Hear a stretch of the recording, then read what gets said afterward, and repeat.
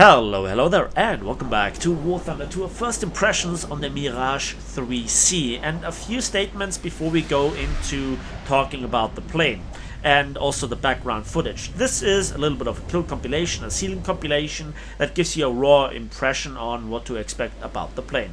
So first, I got this plane for a test drive from Gaijin, and so it's fully upgraded. Second of all, I'm not a jet expert. I try my best. I've played the MiG-21s, the Phantoms, the Starfighters, whatever, and even the Draken, so I can judge to a certain degree where this plane stands.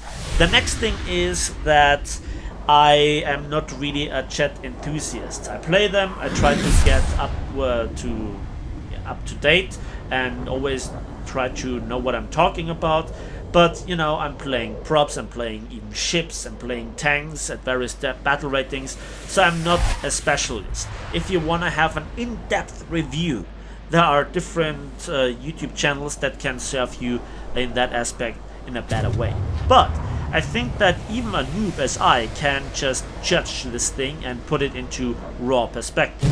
And this is what I try to do. So again, this is a test drive plane, it's fully upgraded.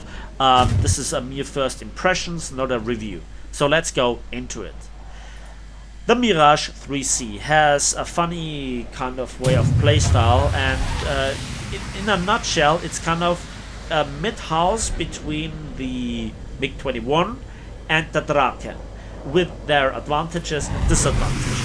I actually saved myself the money of the expert qualification. In hindsight, I would say the plane actually needs it.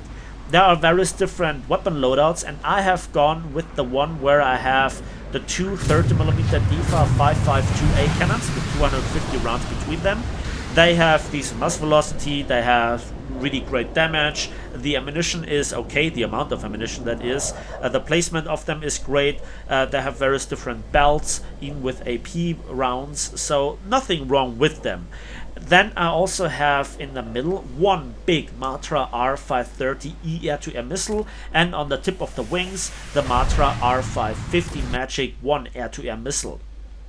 Let's go quickly over the stats of the big Matra R530E air-to-air missile. So the weapon lock range in rear aspect is 5.5 kilometers, but in practice this is much lower. Then we also have the launch range of 15 kilometers, and yeah, this missile goes quite a distance, but don't think that you can just lock onto somebody across the battlefield, shoot the missile and have a kill. The missile is fairly quick with 2.7 Mach top speed, and the maximum overload is 15 G, which is not the greatest. And that is the first air-to-air missile that you launch, and very often it misses. Radar lock helps a bit, but not that much. Then we have the Matra R550 Magic 1 air-to-air missile, of which you have two. And they have also a similar weapon lock range in rear aspect, 5.5 kilometers. In practice, it's much lower, so I wouldn't shoot anything above 2 kilometers. And if the enemy is extending, then 1 kilometer is the max.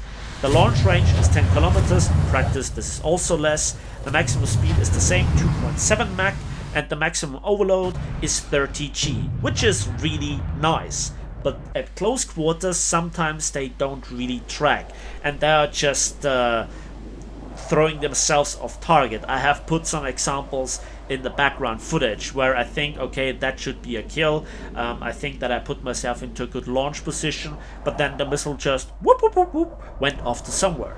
And there, radar lock definitely helps. But sometimes things like those happens where you just a split second before you pull the trigger, the lock gets disrupted or anything happens and the missile just goes somewhere. And that's deeply frustrating because you don't have an option for 4 of those magic missiles. Because then you would be on par, I guess, with the MiG-21s, with the best versions of them. What about the speed, acceleration, etc.? The plane is reasonably fast, it has decent energy retention in climb, and it also maneuvers at higher speeds. However, you need the expert qualification. I don't have it. Again, in hindsight, it would have been preferable to have it. The problem with this plane is that while you go through your maneuvers, you bleed speed. You're not as maneuverable as the Draken, but you also don't bleed as much speed as the Draken does.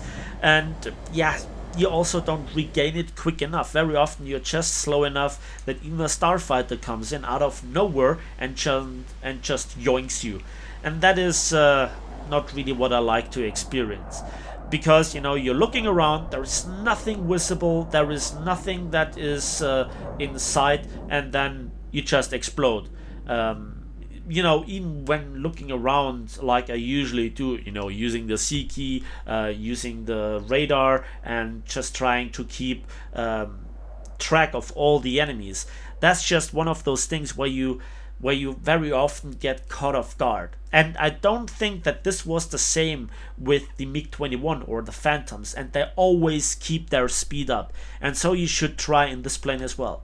But then you just lack a little bit of the power of the MiG-21 and the Phantoms. However, we also have to look at the fuel. And you just saw that I ran out of fuel at the end of the battle and got one of those nice rocket kills. However, I then switched from 20 minutes to 30 minutes because the afterburner is extremely thirsty. And you have to take this into consideration. It cuts down the fuel time effectively to a third, a fifth, even something like this. And so with 30 minutes you end up like with something like somewhere between 5 to 7 minutes. That's crazy. That's really crazy. And yeah, that 30 minutes fuel, that slows you down, that makes the plane heavy, a bit more unresponsive. It's not the end of the world, and some jet battles are decided before you get into this critical phase where you have the difference then between 30 and 20 minutes. But very often you then have to abort the attack run, have to go back to the airfield, that then gets you killed, etc, etc, you know the drill. So this plane feels, in the right situations, amazing. It looks absolutely stunning. This was one of the most requested planes that the community have ever asked for. You know, all the dev blogs of the previous patches. Where is Mirage? Where is Mirage? And yeah, now it's there. Is it a good plane? Yes, definitely. But I think you also have to train with it quite a lot to master it. And even then, I think when you bleed all the speed, it becomes a brick, and then you end up like this when you try to get the missiles on target, and it just doesn't work. The missiles are tricky without the radar lock-on. To get the radar lock-on on an enemy target is also, you know, a story and a half. So the plane is definitely not an auto-win button. The plane is definitely something that you have to train and that you have to know how to use. And you know, I could get better footage if I would play it for too few more weeks. But I have also done the same kind of testing with the MiG-21s, with the Phantoms, with the Draken. So I evaluate them the same way to stay fair and to just try to get the same amount of battle time into them. Because it would be unfair if I would play a plane for 1 or 2 battles, then just make simply a video about it, and the other plane I would play for weeks and months, you know, and then make a video about it. And sometimes I really feel like I'm getting old and the missiles just don't track. You get a kill assist like that. So I had good experiences in this plane and I had bad experience in this plane. Altogether I think it's quite good, but it's not the peak performance of jets in War Thunder. If you disagree or agree, let me know your opinion in the comment section down below. I will read those comments. Again, this is a first impressions, not a review. This is not the final judgment on this plane. But at the end, I think that jet battles are just not my thing. What the hell, missile? What the hell, missile? So yeah, this was just a relaxed look here at the Mirage 3C. Again, I love the visuals on this plane. I love how it performs in certain aspects. I see why people wanted this to be in the game, but the pure matter of a fact is there are Phantoms, there are MiG-21s, they rule the sky, and to find your place with this plane in the skies of War Thunder, that's not easy. However, I tried my best, and I hope that this was kind of a helpful orientation for you with all that I said, with all that you have seen on screen.